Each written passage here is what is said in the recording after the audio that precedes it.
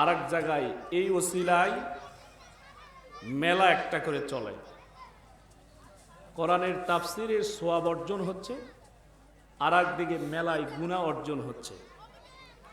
আল্লাহ শুধু এখানে নয়, আল্লাহ রাব্বুল আলামিন সমস্ত তাফসির মাহফিল, ওয়াজ মাহফিলের কর্তৃপক্ষদেরকে সহি বুঝ দান করুক, সকলে বলুন আমিন। সম্মানিত ভাইয়ের আমার, আল্লাহ তাআলা যে কিতাব নাজিল করেছেন, এই কিতাবের মধ্যে কি কোনো সন্দেহ আছে? সবাই বললেন না, সন্দেহ আছে? এই কিতাবের মধ্যে কোনো সন্দেহ নাই। আল্লাহ রাব্বুল আলামিন নিজেই বলতেছেন, যালিকাল কিতাবু লা রাইবা ফীহি। আল্লাহ তাআলা নিজেই বলতেছেন যে এমন একটি কিতাব, যেই কিতাবের মধ্যে কোনো সন্দেহের অবকাশ নাই। এই কিতাবের মধ্যে কোনো সন্দেহ নাই। সেই কিতাব আমরা পেয়েছি, এজন্য আমরা খুশি। এই কিতাব মানতে রাজি আছি তো ইনশাআল্লাহ? আমার প্রিয় ভাইরা, আজকে শুধুমাত্র এই কিতাব কালামুল্লাহ কোরআনুল কারীম আছে শুধু ঘরে, আছে শুধু মসজিদে, আছে শুধু আপনার আলমারিতে। এই কোরআন কিছু ব্যক্তি আছে তেলাওয়াত করে, কিছু ব্যক্তি পড়ে, কিন্তু এই কোরআন সমাজে, ব্যক্তি জীবনে, পারিবারিক জীবনে, রাষ্ট্রীয় জীবনে কোথাও এই কোরআনের বাস্তব রূপরেখা আমরা দেখতে পাই। কিন্তু কোরআনুল কারীম এমন একটি কিতাব, যেই কিতাব দিয়ে ব্যক্তি জীবন, পারিবারিক জীবন, সামাজিক জীবন, রাষ্ট্রীয় জীবন, সব জায়গায় যদি কোরআনুল কারীম দিয়ে আপনার জীবন পরিচালনা করেন, আপনার জীবনে দুঃখ, কষ্ট, বেদনা কোনো কিছু থাকবে? কোনো কিছু থাকবে না। সেই কিতাব থেকে সংক্ষিপ্ত সময় আমি আলোচনা করার নিয়ত করেছি, মালিক যদি তৌফিক দান করেন। আমার প্রিয় ভাইরা, কথাগুলো অত্যন্ত মনোযোগ সহকারে শুনতে হবে। রাজি আছেন তো আপনারা? কথাগুলো মনোযোগ সহকারে শুনলে লাভ হবে তো? লাভ কি হবে? রাসূল আকরাম সাল্লাল্লাহু আলাইহি সাল্লাম বলেন, কোনো ব্যক্তি যখন ঘর থেকে বের হয় কোরআনের কথা শোনার জন্য, সেখানে গিয়ে যতক্ষণ বসে থাকে একদল ফেরেশতা তার আমল নামায় সওয়াব ততক্ষণ পর্যন্ত লিখতেই থাকে, লিখতেই থাকে। জোরে বলুন সুবহানাল্লাহ। শুধু তাই নয়, কোরআনের কথাগুলো শোনার জন্য যখন বান্দা বাড়ি থেকে বের হয়, এরপরে যতক্ষণ বসে থাকে কোরআনের কথাগুলো শুনে, বাড়ি পর্যন্ত ফেরার আগ পর্যন্ত তার সময়টা আল্লাহ তাআলা একজন মুজাহিদ হিসাবে সময়ের মূল্য আল্লাহ তাআলা তাকে দান করে দেয়। এজন্য প্রিয় ভাইয়ারা আমার, কথাগুলো অত্যন্ত মনোযোগ সহকারে শুনবো। কারণ আমি বলতেছি একটা, আপনাদের মনোযোগ যদি আর এক দিকে থাকে, আপনারা যদি এখানে বসে থেকে মনোযোগ আর এক দিক দিয়ে থাকেন, তাহলে এই বলাতে লাভ হবে? লাভ হবে না। বলবো অল্প, আমলের নিয়তে মনোযোগ সহকারে দিলের কান দিয়ে শুনতে হবে। কারণ ট্রেনে আপনারা তো সফর করছেন নাকি? ট্রেন দেখছেন তো? এই ট্রেনে সফর করার সময় আল্লাহর এক বান্দা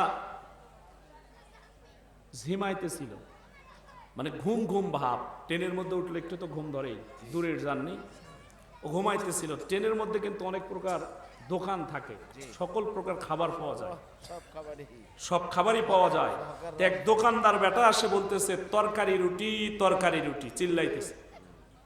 যে ঘুমাইতেছিল সে ডাক দিছে, ডাক দিয়ে বলতেছে, বেটা আমারে দে। উনি ইচ্ছা মতো পেট পুরে খেয়েছে। কিছুক্ষণ পর আসে বলতেছে, স্যার এই যে বিল। বলে কিসের বিল?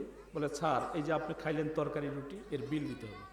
বলতেছে, এই বেটা তুমি না কিছুক্ষণ আগে বললে সরকারি রুটি, সরকারি রুটি, তুমি আমারে চিনো? আমি কোন দলের নেতার কর্মী তুমি কি জানো? সরকারি মালের কিসের বিল? দোকানদার বেটা ডাক দিয়ে বলতেছে, স্যার আমি তো সরকারি রুটি বলি নাই, আমি বলছি তরকারি রুটি। আপনি শুনছেন সরকারি রুটি। আমার প্রিয় ভাইয়েরা, আমি যদি বলি তরকারি রুটি আর আপনারা যদি শোনেন সরকারি রুটি, পেঁয়াজ লাগবে কি লাগবে না? এই জন্য মনোযোগ সহকারে শুনতে হবে। রাজি আছেন তো ইনশাআল্লাহ? সম্মানিত ভাইয়েরা আমার, কারণ এই সমাজে এখন বর্তমান এমন একটি পরিবেশ, এমন একটি পরিস্থিতি চলতেছে, সব জায়গায় শুধুমাত্র ঘুতাঘুতি, ঠেলাঠেলি, একজন আর একজনের প্রতি আক্রোশ, হিংসা, বিদ্বেষ আছে না নাই? আমার প্রিয় ভাইয়েরা, কারণ বর্তমান সমাজে এখন বিশেষ করে সাধারণ মানুষের চাইতে আলেমদের মধ্যে ঠেলাঠেলি আর ঘুতাঘুতি বেশি বেশি বেশি না কম? বেশি। এই বেশি হওয়ার কারণে মুসলমানেরা মার খাইতেছে জায়গায় জায়গায়। কথা বলেন ঠিক না ব্যাঠি? এখন এমন একটি সময় চলে এসেছে, এই সময়ে কে গোল টুপিওয়ালা, কে লম্বা টুপিওয়ালা, আর কে খাটু টুপিওয়ালা, কে কওমি আর কে আলিয়া দেখার সময় নাই। এখন সমস্ত ওলামায়ে কেরামদের কর্তব্য হলো তারা এক প্ল্যাটফর্মে আসবে। আমরা সাধারণ মুসলমান আলেম ওলামারা যখন এক প্ল্যাটফর্মে এসে ডাক দিবে, আমরা তাদের সঙ্গে আমরা জীবনটা দেওয়ার জন্য রাজপথে তাদের সঙ্গে ঝাঁপিয়ে পড়ব। কথা বলেন ঠিক না ব্যাঠে?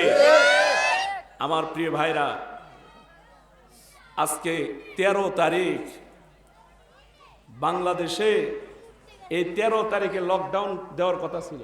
আমি গত রাত্রে ছিলাম ঠাকুরগাঁ হরিপুর উপজেলায়, সেখানে প্রোগ্রাম করতেছিলাম। আর আমার সঙ্গে যে সফর সঙ্গে ছিল সে বলতেছে, হুজুর 13 তারিখ বগুড়া আপনি যাবেন কেমনে? ও তো লকডাউন দিতে চেয়েছে স্বৈরাচারের দলের কিছু আমলা কামলা। তা আমি বললাম, এই নিয়ে তুমি চিন্তা করো না, 13 তারিখ না 13 বৎসরেও বাংলার জমিনে আর স্বৈরাচার ফিরে আসতে পারবে না ইনশাআল্লাহ। ঠিক। যেই দাদার কাছে গিয়েছে, আমি বলবো তুমি সময় নষ্ট না করে দাদার সঙ্গে যে ফষ্টি নষ্টি করতেছো, এই ফষ্টি নষ্টির মাধ্যমে এই অল্প সময়ে তাড়াতাড়ি একটা তুমি আবু জেহেল মার্কা সন্তান নাও, দেরি করিও না, সময় নষ্ট করিও না। তুমি বাংলাদেশ নিয়ে আর মাথা ঘামায় না। আমার এই বাংলাদেশ আমার জন্মভূমি, আমার মাতৃভূমি, সোনার বাংলাদেশ। এদেশে আলেমদের রক্ত ঝরিয়েছো, এদেশে শত শত নিরীহ মানুষদেরকে তুমি বন্দী করে রেখেছিলে, হত্যা করেছো। তুমি তাদেরকে বাড়ি ছাড়া করেছিলে, ঘর ছাড়া করেছিলে, স্ত্রীর কাছে থাকতে দাও নাই, সন্তানদের কাছে থাকতে দাও নাই। তুমি এরপরেও দেশ ছেড়ে পলায় গেছো। ওই ভারত থেকে আবার আমার দেশ নিয়ে তুমি আবার লাভ ঝাপ করতেছো। আসবা বুবু, এই চান্স তোমার বাংলার যুবকেরা দিবে না, বাংলার যুবকেরা দিবে না ইনশাআল্লাহ। আমার প্রিয় ভাইরা, কোরআনুল কারীম যারা পড়ে, যারা বোঝে, যারা মানে, আল্লাহ বলেন যারা কোরআন পড়ে, যারা কোরআন বোঝে, সেই অনুযায়ী যারা বাস্তব জীবনে আমল করে, ওই মানুষগুলো কখনো হিংসা করতে পারে, ওই মানুষগুলো ঠেলাঠেলি করতে পারে না। আল্লাহ বলেন ওয়াতাসিমু বিহাবলিল্লাহি জামিয়া। ও মুসলমান, আল্লাহ বললেন তোমরা এক হও। আর আমরা বিভিন্ন দল হয়েছি, কেউ বা টুপি পরে দাড়ি রেখে, কেউ বা জুব্বা গায়ে দিয়ে। আমরা মুসলমানদেরকে রাখিয়া ইসলাম প্রতিষ্ঠা, ইসলাম বিজয়ের কাজ বাদ দিয়া আমরা শুধু মুসলমানদের মধ্যে বিভেদ সৃষ্টি করতেছি। এই সব মুনাফিক আজকে শুধু বাংলার জমিনে দেখতেছি তা না, রসুলের জামানায়ও ছিল। বর্তমানে এরকম মুনাফিক টুপিওয়ালা, দাড়িওয়ালা, জুব্বাওয়ালা বাংলার জমিনে আছে। বাংলার তৌহিদি মুসলমান দেখা দিবে আপনাদের এই মুনাফিকি আচরণ, বাংলার জমিনে আপনাদেরকে দেখা দিবে। পদ্মা যমুনার পানি আপনাদের জন্য রেডি আছে। বাংলার যুবকেরা পদ্মার যমুনায় নিয়ে যায় আপনাদেরকে সবরাইবে ইনশাআল্লাহ। আমার প্রিয় ভাইরা, আজকে মানুষ মুসলমান, আপনিও মুসলমান, আমিও মুসলমান, শুধু ঠেলাঠেলি আর হিংসাহিংসি করতেছি। কিন্তু আমি বলি, হিংসা করে এই সমাজে আপনি কখনো বড় হতে পারবেন না, লাভ করতে পারবেন না, আপনার খালি ক্ষতিই হবে, ক্ষতিই হবে। তার ছোট্ট একটি এক্সাম্পল আমি দিয়ে আমার আলোচনার দিকে যাব। এলাকায় আপনাদের এই বথুয়া বাড়ি ফার্মেসি আছে না, ঔষধের ফার্মেসি একজন দিয়েছে। এই ফার্মেসি তার হাত যশ, মানে রুগী যেটাই যায় চিকিৎসা করে, যতটুকুই ট্যাবলেট দেয় ওই ট্যাবলেট খায় রুগী ভালো হয়ে যায়। রুগী ভালো হয়, ফার্মেসি যে দিয়েছে ও চিন্তা করলো যে এই রুগী আসতেছে, যা ট্যাবলেট দিচ্ছি রুগী ভালো হইতেছে। ও বড় করে একটা সাইনবোর্ড দিয়েছে, সাইনবোর্ডে লেখা আছে যে কোনো রুগী আসলে চিকিৎসা দেওয়া হয়, ভিজিট মাত্র 500 টাকা। চিকিৎসা করে রোগ ভালো না হলে 500-র পরিবর্তে 1000 টাকা ফেরত দেওয়া হবে। এলাকার লোকজন মোটামুটি দলে দলে যাওয়া শুরু করে দিল। মাত্র 500 টাকা দিয়ে ক্যান্সারেরও চিকিৎসা, টাইফয়েডেরও চিকিৎসা, বমনেরও চিকিৎসা, পাতলা পায়খানারও চিকিৎসা, সকল চিকিৎসা সেখানে পাবলিক নেওয়া শুরু করলো। বুঝে থাকলে বলুন তো, এইভাবে মানুষ যদি চিকিৎসা নেওয়া শুরু করে তাহলে ওই ফার্মেসিওয়ালা ধনী হতে সময় লাগবে? ওই ফার্মেসিওয়ালা যখন ধনী হওয়া শুরু করলো তখন এলাকার সবচাইতে যিনি ধনী ছিল তার ভিতরে হিংসার আগুন দাও দাও দাও দাও করে জ্বলা শুরু হলো। কেরে, এ তো সলিমুল্লাহর পুত্র, এ যদি আমার বাড়িতে ওর দাদা কামলা দিয়েছে, এ যদি ধনী হয় আমার ইজ্জত কই যায়? এরকম হিংসুক আছে না?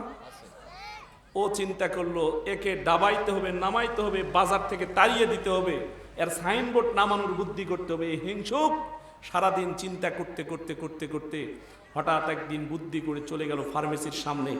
যায় এবার 500 টাকা ভিজিট, ডাক্তারের কাছে চলে গেছে। যায় বলতেছে, স্যার আমার এমন একটা রোগ হয়েছে, যেই রোগের অনেক চিকিৎসা করেছি, কোনো লাভ হচ্ছে না, সব জায়গায় ফেল।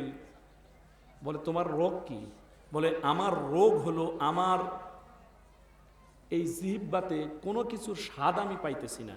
মরিচ যদি জিহ্বার মধ্যে যাই সেটাও পানির মতো লাগে, লবণ যদি দেই সেটাও পানির মতো লাগে, আমি যেই সবজি দিচ্ছি সব পানির মতো লাগতেছে, জিহ্বাতে কোনো কিছুর স্বাদ পাইতেছে। ডাক্তার ফার্মেসিওয়ালা ওকে দেখে, রুগী দেখে চিনছে, এ বাহিরে আমার শুধু বদনাম করে, এই ধনির বেটা আমার কাছে আসছে, এর মতলব ভালো না। যখন ডাক্তার চিনছে তখন কম্পাউন্ডারকে ডাকতে বলতেছে, এই কম্পাউন্ডার, ওই যে 17 নাম্বার তাকে যেই কৌটাটা আছে ওই কৌটাটা পেরে এনে একে ঔষধ মাত্র 3 ফোঁটা জিহ্বার মধ্যে দিয়ে দাও, রোগ ভালো হয়ে যায়। কম্পাউন্ডার এই কথা শুনে